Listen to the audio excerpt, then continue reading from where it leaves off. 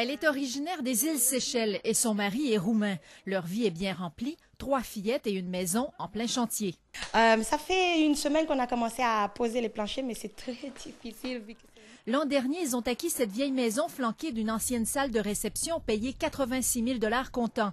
Avec en prime ce terrain vague qui, jusqu'à leur arrivée, était utilisé par les clients de ce motel situé juste derrière leur maison. Il y avait des clients en arrière du motel, ils passaient à travers notre terrain toujours. Ils ont posé des margelles de ciment pour délimiter la cour arrière, ce qui leur vaut des commentaires désobligeants. Ouais.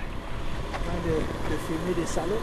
Quant à l'enseigne du motel voisin, ils l'ont fait disparaître sous une couche de peinture bleue. Là non plus, ça ne passe pas. Je me fais tasser, excuse-moi, salope dans la rue par presque tous les citoyens. Les mises en demeure, les plaintes et les réclamations pour diffamation n'ont rien résolu. Je l'ai proposé aux propriétaires en arrière de acheter le morceau ou louer. Mais ils ont essuyé un refus. C'est pour cette raison qu'ils ont érigé une clôture et ça a mis le feu aux poudres.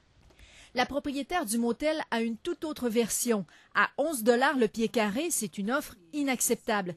Patricia Gagnon vient d'ailleurs de jeter la serviette. Au bord des larmes, elle nous a confié qu'elle fermait son petit motel. Moi, ça me tente pas. Que dit la municipalité? Dans ce bulletin, le maire parle d'une clôture qui prend l'allure d'une barricade. Mais pas d'entrevue si ce n'est pour dire qu'on cherche des solutions. Même discrétion au village. Je parle pas. Moi, je me retiens. Je vis que la clientèle, c'est plus facile de perdre un client que d'en gagner. Mais d'un côté comme de l'autre de cette clôture, 2 familles sont rongées par un conflit qui leur empoisonne la vie. Chantal Carnian, TVA, Le Binière.